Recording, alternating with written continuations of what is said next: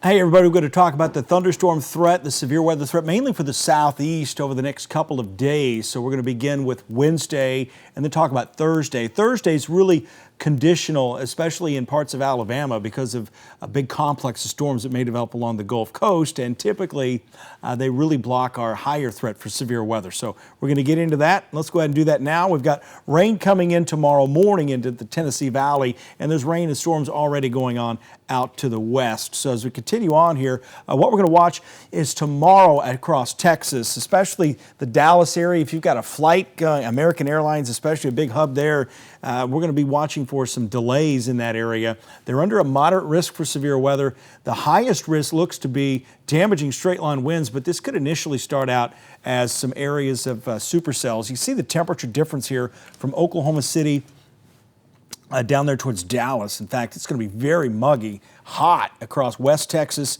and that could play a factor here. The air is going to be really, really unstable down here farther to the south as you get from Dallas down to Waco. So that'll have to be watched closely. So as the day kind of progresses into the afternoon, what's likely going to happen is you're going to see this line of thunderstorms as it hits 91 in San Angelo, 87 in Waco, and it's definitely going to feel like the mid-90s. So a really robust atmosphere for large hail, damaging winds, very heavy rain, and a lot of lightning here. I think of this as more like a summertime thunderstorm event here. With that potential, there's enough shear out there for tornadoes, and we're going to show you the CAPE here. I'm going to show you the Energy Helicity Index, and it's fairly high across this area of Texas as well. So, but it mainly looks like a line of thunderstorms, fairly nasty here too, as we look here into the Dallas metro area. This is going to be around 5:30, so probably height of the rush hour there for Dallas.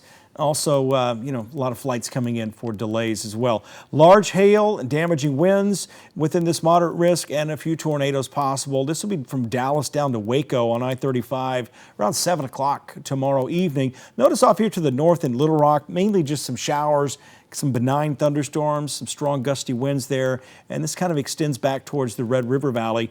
Notice how well defined this line gets here by 9 o'clock, and this is going to race to the east-southeast towards Lufkin and Shreveport, and eventually down to Houston, but it will run out of some gas by the time it gets there. Notice how it's starting to kind of fizzle out here around 11:30 Wednesday night.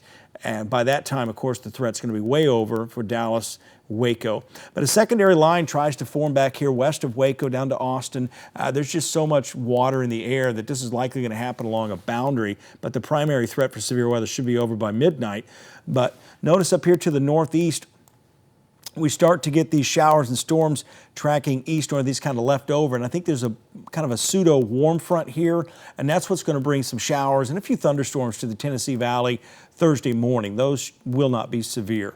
As we continue on down here to the south, look at the atmosphere. This is the CAPE, and it only takes roughly 1,000 CAPE is what we look for this time of year, and we're well above that. So this is just that high octane, that fuel for these big thunderstorms out here that are really going to cause a lot of problems with the large hail, the damaging wind threat as well.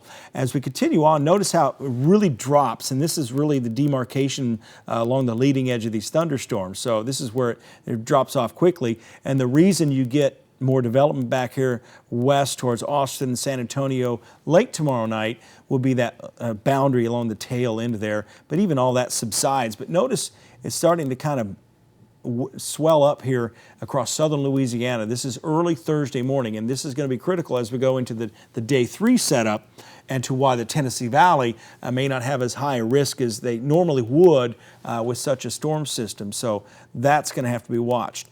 As we go back and talk about the Energy Helicity Index, again, this we're kind of going back and looking at the data here. It's really high here from Waco down to Austin. So any supercell thunderstorm that does develop here would be capable of a strong tornado. So that's one thing you'll have to watch here.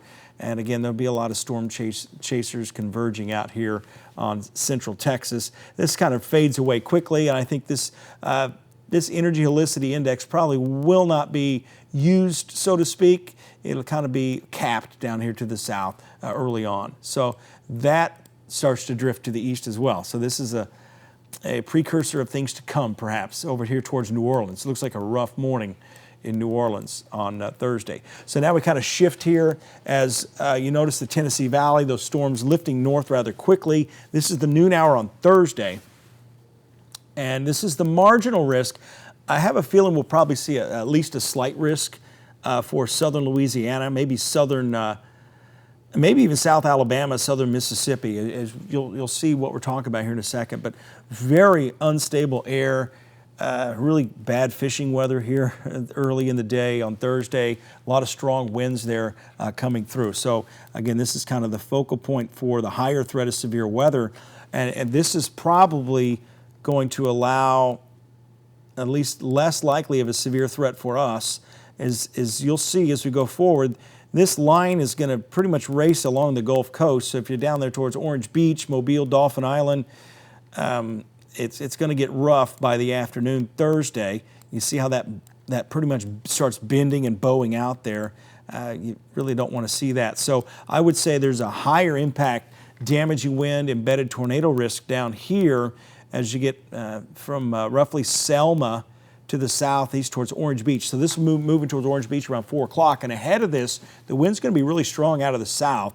So overall, what you're going to watch for is the rip currents are really going to increase down here Thursday afternoon. They'll probably start increasing Wednesday night ahead of the storm system. As you look up here into North Alabama, these are all going to be strong thunderstorms, but I don't see at least a significant threat for severe weather. I wouldn't be surprised with a severe thunderstorm watch, something like that may include the southern counties in the North Alabama viewing area. And as far as Tuscaloosa goes, last week for school there, at least last week until finals week next week. But of course, they'll be thinking about the weather a little bit tomorrow, Thursday evening. This kind of fizzles out, goes out to sea, and kind of rough out there for people out doing some fishing or just commercial navigation out there. And around here in North Alabama, up towards the Smoky Mountains, very heavy rain, strong gusty winds coming in with that. And as far as the threat of severe weather, it's really going to drop in all of North Alabama as we go later into the evening. And just a big area of rain moving to the Smoky Mountains and Atlanta.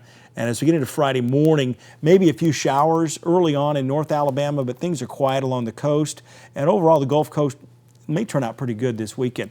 So let's talk about the Cape here. We kind of go back in time here to the mid-Thursday morning. Very robust atmosphere here from Jackson, Mississippi down to New Orleans over towards Alexandria and Louisiana, but not as much. What's going to happen in North Alabama is it's going to be a little bit of rain-cooled air, but this boundary is going to start lifting to the north. You notice how it kind of picks up to the north. However, we only get to about 740 joules per kilogram there. Tuscaloosa right at 9,000. Notice how it's still higher along the Gulf Coast, and that's going to feed the storms to the south first and may break down the cycle of any severe threat around here. And notice by 10 o'clock, it's really over with. But down here in Florida, by the way, Florida could have severe thunderstorms tomorrow, and then it wouldn't be out of the question to see severe thunderstorm threat, at least fairly isolated Thursday, and then again Friday as what's left of that cluster of thunderstorms kind of intercepts down there to the south. So as far as the energy helicity index, notice how it's really confined. And again, this is the higher tornado predictor here. It's really higher down here in New Orleans. That's going to fuel that big line of thunderstorms. So again, a rough late morning, early afternoon in Louisiana, southern Mississippi, and eventually South Alabama. But around here, our numbers stay fairly low.